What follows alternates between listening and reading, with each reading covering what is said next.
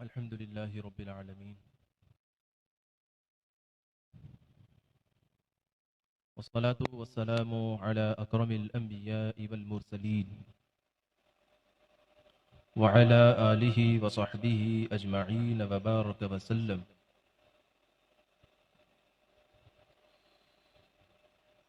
إن الله وملائكته يصلون على النبي يا أيها الذين آمنوا صلوا عليه وسلموا تسليما.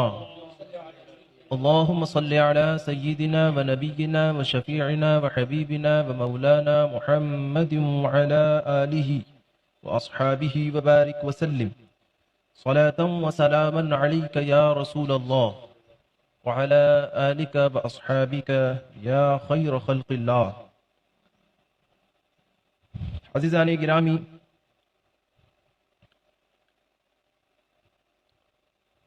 درس قانون شریعت کے سلسلہ وار ہر ہفتے درس جاری ہیں،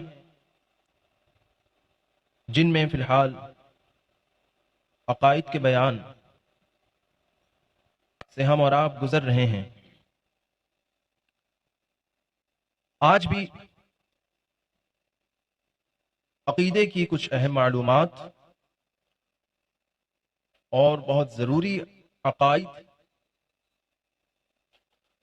جن کا ہر مسلمان پر اعتقاد کرنا ضروری ہے، انہی میں سے چند باتیں ہم اور آپ کہیں سنیں گے. اللہ تبارک و تعالی ہمیں حق سننے اور اس پر عمل کرنے کی توفیق عطا فرمائے.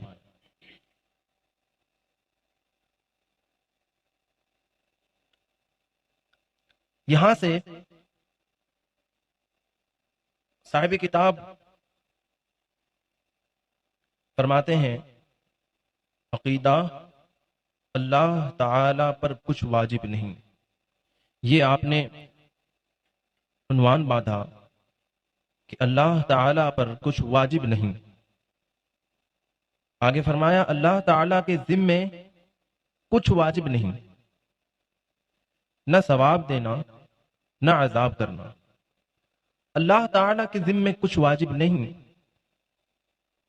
اس کا مطلب یہ ہے کچھ واجب نہیں، مطلب یہ کہ جس طرح ہم اور آپ کہتے ہیں کہ یہ کام مجھ پر واجب ہے، مطلب یہ کہ کرنا ہی پڑے گا. یہ کام اس پر کرنا واجب ہے، یعنی کرنا ہی پڑے گا. تو اللہ تعالی پر کوئی چیز واجب نہیں ہے کہ یہ کہا جائے معاذ اللہ کہ کرنا ہی پڑے گا. نہ تو ثواب دینا اس پر واجب ہے، نہ تو عذاب دینا. بندہ اگر کوئی نیکی کرتا ہے تو نیکی کا کام ہے، تو نیکی کے کام پر ثواب ملتا ہے، لیکن ثواب دینا اس پر واجب نہیں ہے. اسی طرح اگر کوئی گناہ کا کام کرتا ہے تو عذاب دینا بھی اس پر واجب نہیں. ممکن ہے اللہ تبارک و تعالی اس کے اس برے عمل کو معاف فرما دے، عذاب کے بدلے ثواب عطا فرما دے. آگے فرمایا نہ وہ کام کرنا، یعنی اللہ تعالیٰ پر نہ وہ کام کرنا واجب ہے جو بندے کے حق میں مفید ہو، یعنی بندے کے حق میں جو بہتر ہو، جو مفید ہو، وہی کرنا اللہ پر واجب ہے، ایسا بھی نہیں. اس لیے کہ وہ مالک علی الاطلاق ہے، یعنی مطلق مالک ہے. وہ چاہے عذاب دے، چاہے ثواب دے، جو چاہے کرے. آج کل تو غلام اور مالک کا وہ سسٹم نہیں ہے جو پہلے زمانے میں ہوا کرتا تھا. تو اس زمانے میں ہوتا ایسا تھا کہ لوگ انسان بھی خریدے اور بیچے جاتے تھے. مرد عورت، جو مرد خریدے جاتے تھے وہ غلام کہلاتے تھے، اور جو عورتیں خریدی جاتی تھی وہ باندی کہلاتی. تو اس میں جب کوئی شخص کسی کو خرید لیتا تھا، یعنی اپنا غلام بنا لیتا تھا، تو جسے خریدا وہ اس کا غلام ہوتا تھا، اور جس نے خریدا، جس کی ملکیت میں وہ شخص آیا، وہ غلام آیا، وہ اس کا مالک ہوتا ہے۔ اب اس مالک کو اختیار تھا کہ وہ اپنے غلام پر جو چاہے حکم صادر کرے۔ اگر وہ کہے کہ دن بھر کام کرو، رات بھر کام کرو، تو کیونکہ وہ اس کا مالک ہے، وہ اس کو کچھ بھی آرڈر کر سکتا ہے۔ وہ اسے مار بھی سکتا تھا، کوئی اسے کچھ نہیں کہہ سکتا تھا کہ اسی کا مالک ہے۔ کسی طرح بھی سلوک اس زمانے میں روا رکھا جاتا تھا غلاموں کے ساتھ، اور مالک جو چاہے کرتا تھا۔ تو وہ جو مالک ہوتا تھا اس زمانے میں، تو وہ تو مالک دنیا کا مالک ہے، ایک شخص کا مالک ہے، اور ایسا مالک ہے کہ جب تک اس کی غلامی میں ہے تب تک وہ اس کا مالک ہے، اور جب وہ اس کی غلامی سے آزاد ہو جائے، جب وہ اس کا مالک نہیں رہے گا، اور مالک بھی ہوگا دنیا میں، تو وہ مالک دنیاوی اعتبار سے، حقیقی مالک وہ بھی نہیں۔ حقیقی مالک اللہ تبارک و تعالی ہر انسان کا مالک ہے، ہر شخص کا مالک، ہر چیز کا مالک، ساری کائنات کا مالک، مالک مطلق ہے۔ تو جب وہ مالک مطلق ہے تو وہ جو چاہے حکم دے اور جو چاہے کرے۔ تو اللہ تبارک و تعالی پر کچھ واجب نہیں۔ وہی فرمایا وہ مالک علی الاطلاق ہے، جو چاہے کرے، حکم دے تو فضل اس کا کرم، عذاب دے، عذاب کرے تو عدل۔ اگر گناہ پر عذاب دے یا یوں ہی وہ اپنے عدل سے عذاب دے تو یہ اس کا عدل ہے، اس کا انصاف ہے۔ کوئی اسے نہ تو عذاب دینے سے روک سکتا ہے، نہ تو ثواب دینے سے روک سکتا ہے۔ وہ فعال لما یرید ہے، وہ جو چاہے کر سکتا ہے، جو چاہے کرنے والا ہے۔ تو آگے فرمایا ہاں اس کی یہ مہربانی ہے کہ وہی حکم دیتا ہے جو بندہ کر سکے۔ وہ مالک علی المطلق ہے نا، وہ تو مالک مطلق ہے، جو چاہے حکم دے، لیکن یہ اس کا کرم ہے کہ اپنے بندوں کو وہی حکم دیتا ہے جو بندہ کر سکے۔ قرآن پاک میں فرمایا لا یکلف اللہ نفسا الا وسعها، ہر شخص کو، ہر جان کو اسی کا مکلف بنایا گیا، یعنی وہی تکلیف دی گئی، وہی کرنے کا حکم دیا گیا جتنا وہ کر سکتا ہے، جتنی اس کی وسعت ہے۔ یہ تو اس کا کرم ہے کہ وہ مالک ہے، ہم اس کے بندے ہیں، وہ جو چاہے حکم کرے، وہ مالک ہے، مگر اس کے باوجود جو اس کے بندے کر سکتے ہیں اسی کا حکم دیتا ہے۔ تو یہ اس کی مہربانی ہے کہ وہی حکم دیتا ہے جو بندہ کر سکے۔ آگے فرمایا ضرور مسلمانوں کو اپنے فضل سے جنت دے گا اور کافروں کو اپنے عدل سے جہنم میں ڈالے گا، کیونکہ وہ مالک مطلق ہے۔ بندہ کچھ بھی کرے، وہ اس کا بندہ ہے، وہ چاہے تو جنت میں داخل کرے، چاہے دوزخ میں داخل کرے، وہ تو مالک ہے، مگر وہ اپنے فضل سے مسلمانوں کو جنت میں داخل فرمائے گا اور کافروں کو اپنے عدل سے جہنم میں ڈالے گا، اس لیے کہ اس نے وعدہ فرما لیا ہے، اس نے وعدہ فرمایا ہے۔ قرآن پاک میں بے شمار آیت ہے، جو ایمان لایا اسے جنت میں داخلہ نصیب ہوگا۔ یہ رب کا وعدہ ہے، تو جب اللہ تعالیٰ کا وعدہ ہے تو رب کا جو وعدہ ہو وہ کبھی بدل نہیں سکتا، تو اس کا وعدہ ہے، اس لیے وہ مسلمانوں کو جنت میں داخلہ نصیب فرمائے گا۔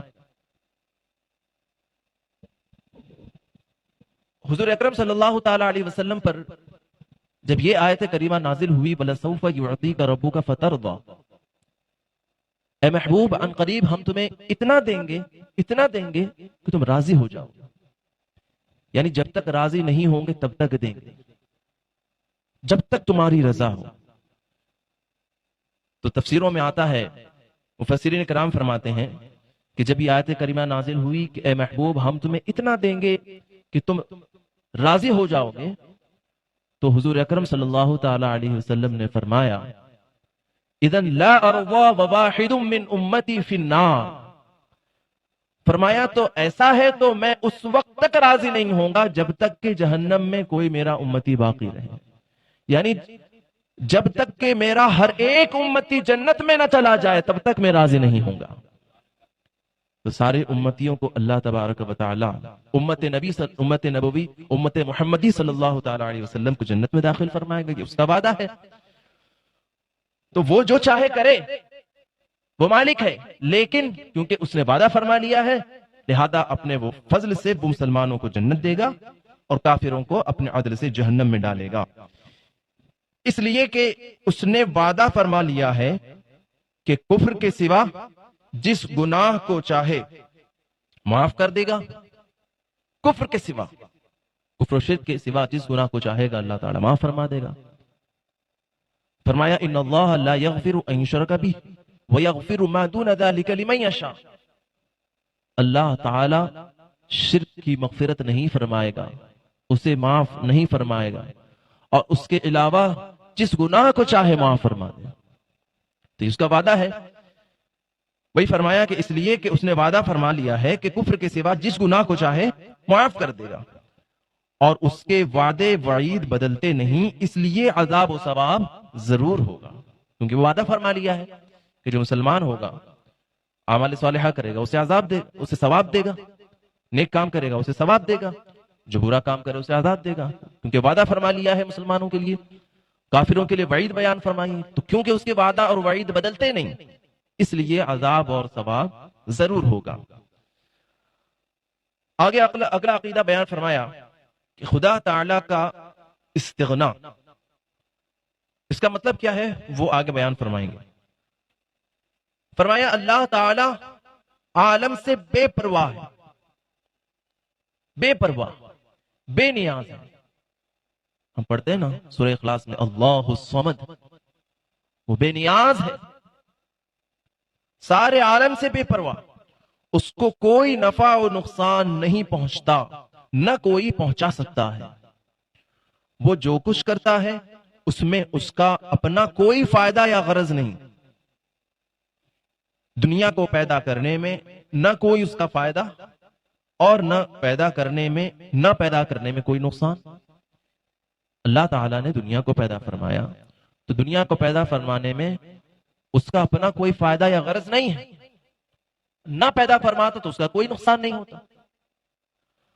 اللہ تعالیٰ سارے عالم سے بے نیاز ہے، وہ جو بھی حکم فرماتا ہے تو وہ اس لیے کہ اس میں بندے کا فائدہ ہوتا ہے۔ ابھی دنیا کا مالک اگر کسی اپنے غلام کو حکم دے کچھ کرنے کے لیے، فلاں چیز لے آؤ یا یہ کام کر دو، تو اس میں اس کا نفع ہوتا ہے، مالک اپنے فائدے کے لیے کرواتا ہے۔ آج کل بھی اگر کوئی سیٹ کسی نوکر سے کام کروائے تو اس میں اس کا فائدہ ہے، اپنے فائدے کے لیے کام کراتا ہے نا، مگر اللہ تبارک و تعالی عالم سے بے نیاز و بے پرواہ ہے، اس کو کوئی نفع و نقصان نہیں پہنچتا، نہ کوئی پہنچا سکتا ہے، وہ جو کچھ کرتا ہے اس میں اس کا اپنا کوئی فائدہ یا غرض نہیں، دنیا کو پیدا کرنے میں نہ کوئی اس کا فائدہ ہے، اور اگر دنیا کو نہ پیدا فرمائے تو اس کا کوئی نقصان نہیں۔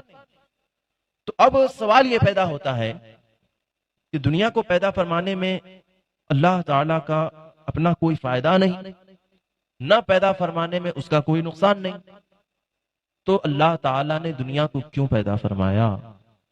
ایک سوال ذہن میں ابھرتا ہے، اسی کے متعلق آگے جواب دیتے ہیں، خود سوال باندھ کر آگے جواب ارشاد فرمایا کہ اللہ تعالی نے عالم کو کیوں پیدا کیا؟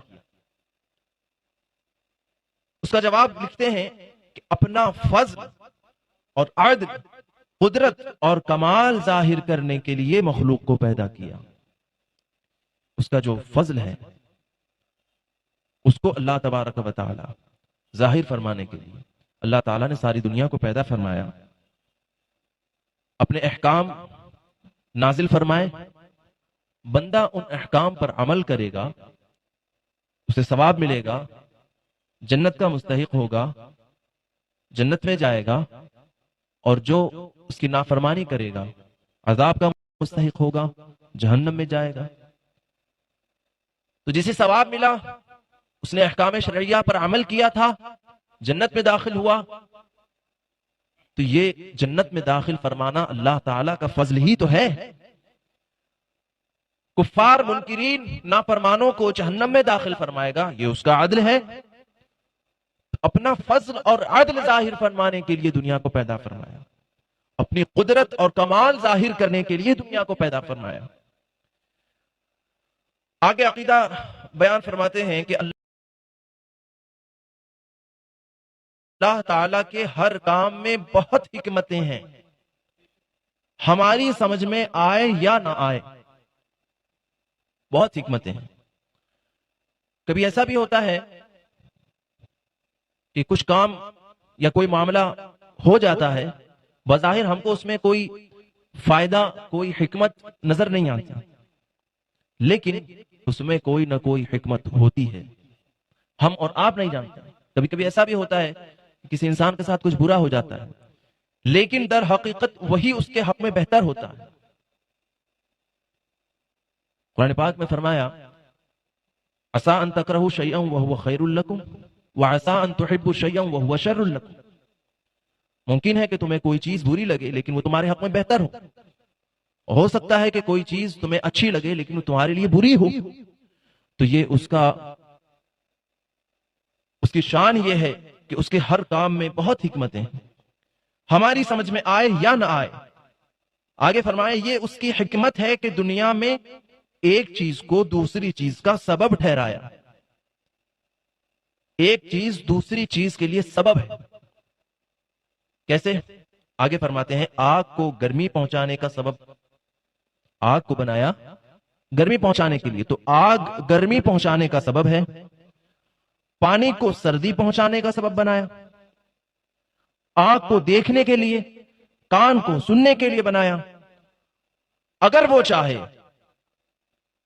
تو آگ سردی دے اور پانی گرمی دے، کیونکہ وہ مالک ہے، وہ جو چاہے کرے۔ اگر وہ چاہے تو آگ سردی دے، آگ گرمی نہ دے، وہ چاہے تو آگ سردی دے، آگ سے گرمی نہ ہو۔ وہ واقعہ ہے نا حضرت ابراہیم علیہ السلام کا، اتنی سخت آگ دہکایا تھا اس نمرود نے کہ میلوں تک اس کی تپش پہنچتی تھی، لوگ اس کے قریب جانے سے ڈرتے تھے۔ کوئی پرندہ اس آگ کے اوپر سے اڑتا تو جل کر راکھ ہو جاتا۔ اس قدر بڑی آگ، ایک چہار دیواری بڑی سی بنا کر اس میں ایک بڑی آگ دہکایا، اور قریب تو جا نہیں سکتے تھے اس کے۔ تو اب اس نے حضرت ابراہیم علیہ السلام کو گوپھن کے ذریعے، اسے منجنیق بھی کہا گیا، یعنی ایک اس طرح کا آلہ تھا کہ دور ہی سے اس میں کسی چیز کو بھی ڈال کر پھینکا جا سکتا ہو، دور پھینکا جا سکے۔ تو اس میں معاذ اللہ حضرت ابراہیم علیہ السلام کو بٹھا کر اس گوپھن کے ذریعے آگ میں پھینکوایا، مگر اللہ کی مرضی تھی۔ آگ میں جس وقت ڈالا جا رہا تھا حضرت ابراہیم علیہ السلام کو، جبریل امین حاضر ہوئے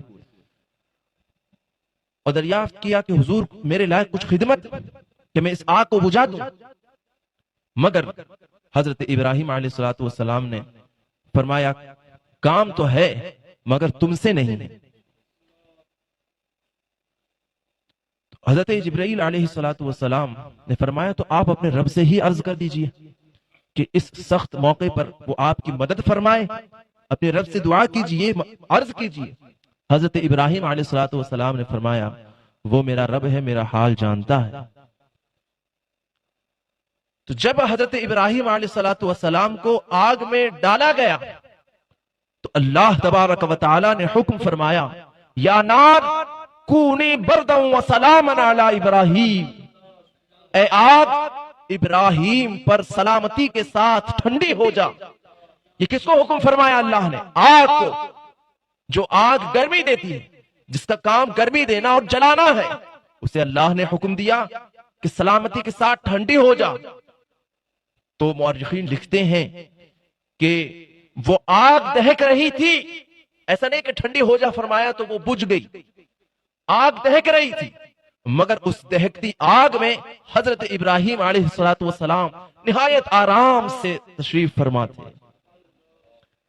وہ آگ دہک تو رہی تھی لیکن جو گرمی دینے کی طاقت اللہ نے اس میں رکھا تھا تو اب وہ اللہ کے حکم سے بدل گئی۔ اب وہ آگ گرمی نہیں پہنچائی بلکہ وہ آگ ٹھنڈی ہو گئی۔ تو وہی وہی اسی کے متعلق فرمایا آگ کو گرمی پہنچانے کا سبب بنایا، پانی کو سردی پہنچانے کا سبب بنایا، آنکھ کو دیکھنے کے لیے، کان کو سننے کے لیے بنایا، لیکن اگر وہ چاہے تو آگ سردی دے، جس طرح ابراہیم علیہ الصلوۃ والسلام پر اللہ نے حکم فرمایا آگ کو ٹھنڈی ہو جا سلامتی کے ساتھ، تو وہ گرمی دینے کی جو طاقت تھی اس میں وہ بدل گئی، اللہ کے حکم سے وہ اب سلامتی کے ساتھ گرمی نہیں بلکہ اب سلامتی کے ساتھ ٹھنڈی ہو گئی۔ تو وہ مالک ہے، وہ جو چاہے حکم فرمائے، اور اس نے دنیا میں ایک چیز کو دوسری چیز کے لیے سبب بنایا، یہ اس کی حکمت ہے۔ اگر وہ چاہے تو سبب کو بدل دے، مسبب کو بدل دے، اس کی تاثیر کو بدل دے۔ آگ کی تاثیر ہے گرمی دینا، اللہ نے حکم فرمایا اب اس کی تاثیر گرمی ختم ہو گئی، اب ٹھنڈی ہو گئی۔ سردی فرمایا اسی کے متعلق فرمایا، یعنی وہی کہنا چاہ رہے ہیں کہ اللہ تعالی اگر چاہے تو آنکھ سنے، آنکھ سنے، آنکھ دیکھے نہیں، اگر اللہ چاہے تو آنکھ سنے اور کان دیکھے، کیونکہ وہ مالک ہے۔ یہ عقیدے کی جو باتیں ہیں ان کے متعلق اپنا خود کا اعتقاد بنائیں اور خود بھی اور ساتھ ہی اپنے جاننے والوں کو بھی ان عقیدوں سے واقفیت کرائیں۔ اللہ تبارک و تعالی جو کچھ کہا سنا گیا اس پر ہمیں عمل کی توفیق عطا فرمائے، ان عقائد کو ہمیں اپنانے کی توفیق عطا فرمائے، اسلام و سنیت پر ہمیں زندہ رکھے، اسی پر ہمارا خاتمہ فرمائے۔ رب اغفر لی وتب علی انک انت التواب الرحیم، لا الہ الا اللہ محمد رسول اللہ صلی اللہ تعالی علیہ وسلم، وما علینا الا البلاغ۔ السلام علیکم ورحمۃ اللہ وبرکاتہ۔